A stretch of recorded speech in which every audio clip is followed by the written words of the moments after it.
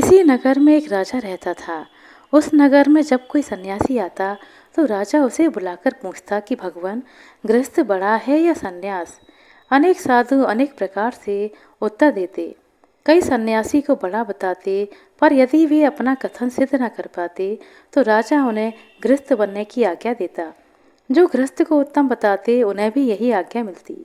इस प्रकार होते होते एक दिन एक सन्यासी उस नगर में आ निकला और राजा ने बुलाकर वही अपना पुराना प्रश्न पूछा।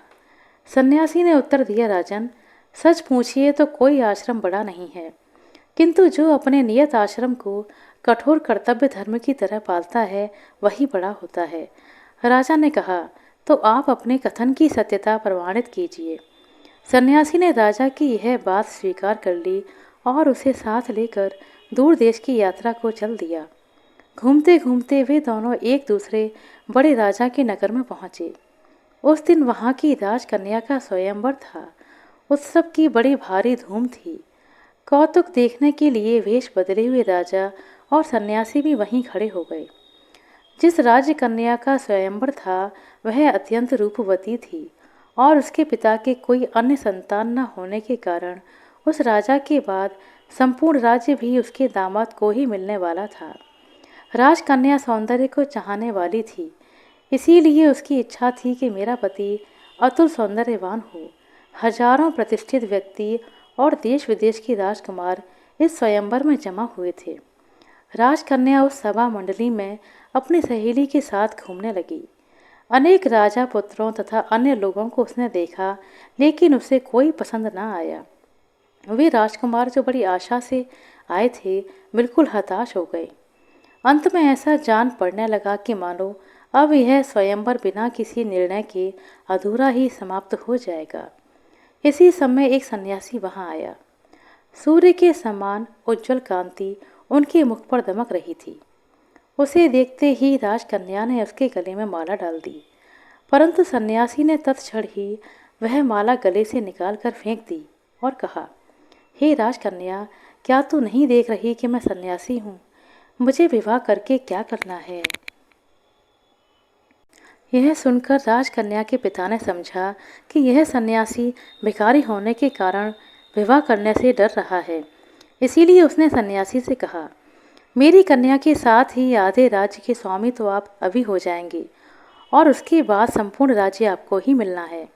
राजा के इस प्रकार कहते ही राजकन्या ने फिर वह माला उस साधु के गले में डाल दी, किंतु सन्यासी ने फिर उसे निकालकर फेंक दिया और कहा, राजन, विवाह करना मेरा धर्म नहीं है।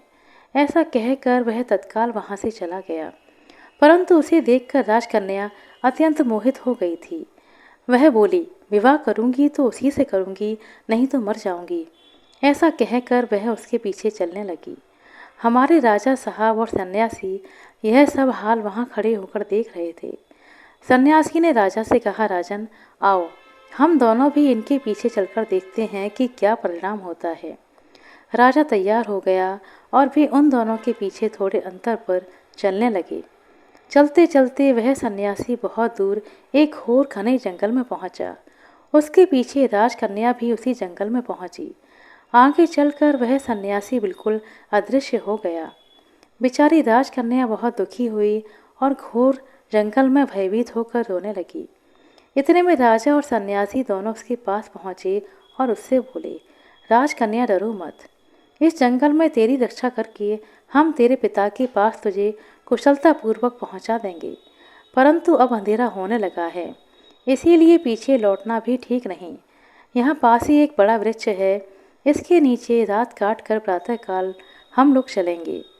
राजकन्या को उनका कथन उचित जान पड़ा और तीनों वृक्ष के नीचे रात बिताने लगे। उस वृक्ष के कोटर में पक्षियों का एक छोटा सा घोंसला था। उसमें वह पक्षी, उसकी मादा और 3 बच्चे थे। एक छोटा सा परिवार था। नर ने स्वाभाविक ही घोंसले से जरा बाहर सिर निकालकर देखा तो उसे 3 अतिथि दिखाई दिए। इसीलिए वह गृहस्थाश्रमी पक्षी अपनी पत्नी से बोला, प्रिय, देखो हमारे यहाँ 3 अतिथि आए हुए हैं। ठंड बहुत है और घर में आग भी नहीं है। इतना कहकर वह पक्षी उड़ गया और एक जलती हुई लकड़ी का टुकड़ा कहीं से अपनी चोंच में उठा लाया और उन तीनों के आगे डाल दिया। उसे लेकर उन तीनों ने आग जलाई, परंतु उस पक्षी को इतने से ही संतोष ना हुआ। वह फिर बोला, ये तो बेचारे दिन भर के भूखे जान पड़ते हैं, इनको खाने के लिए देने को हमारे घर में कुछ भी नहीं है।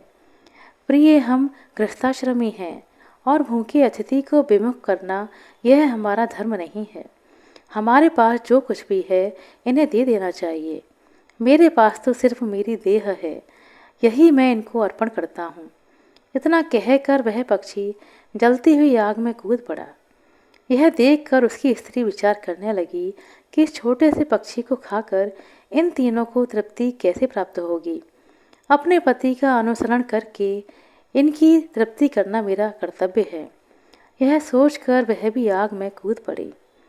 यह सब कार्य उस पक्षी के तीनों बच्चे देख रहे थे। वे भी अपने मन में विचार करने लगे, कदाचित अब भी हमारे इन अतिथियों की तृप्ति ना हुई होगी, इसीलिए अपने माँ बाप के पीछे इनका सत्कार करना हमारा कर्तव्य है। ऐसा सोचकर वे तीनों भी आग में कूद पड़े। यह सब हाल देखकर वे तीनों बड़े चकित हुए। सुबह होने पर वे सब जंगल से चल दिए। राजा और सन्यासी ने राजकन्या को उसके पिता के पास पहुंचाया। इसके बाद सन्यासी राजा से बोला, राजन, अपने कर्तव्य का पालन करने वाला चाहे जिस परिस्थिति में हो श्रेष्ठ ही समझना चाहिए। यदि गृहस्थाश्रम स्वीकार करने की तेरी इच्छा हो तो उस पक्षी की तरह परोपकार के लिए तुझे तैयार रहना चाहिए, और यदि सन्यासी होना चाहता हो तो उस यति की तरह राजलक्ष्मी और रति को भी लज्जित करने वाली सुंदरी तक की उपेक्षा करने के लिए तुझे तैयार होना चाहिए। कठोर कर्तव्य धर्म को पालन करते हुए दोनों ही बड़े होते हैं, चाहे वो गृहस्थ हो या सन्यास। आशा करते हैं दोस्तों आपको हमारे द्वारा सुनाई गई है छोटी सी कहानी अच्छी लगी होगी। कहानी अच्छी लगी हो तो कृपया लाइक कर दें, शेयर कर दें। चैनल पर नए हैं तो सब्सक्राइब कर लें। अपना कीमती समय देने के लिए बहुत बहुत धन्यवाद। मिलते हैं अगले वीडियो में, तब तक के लिए नमस्कार।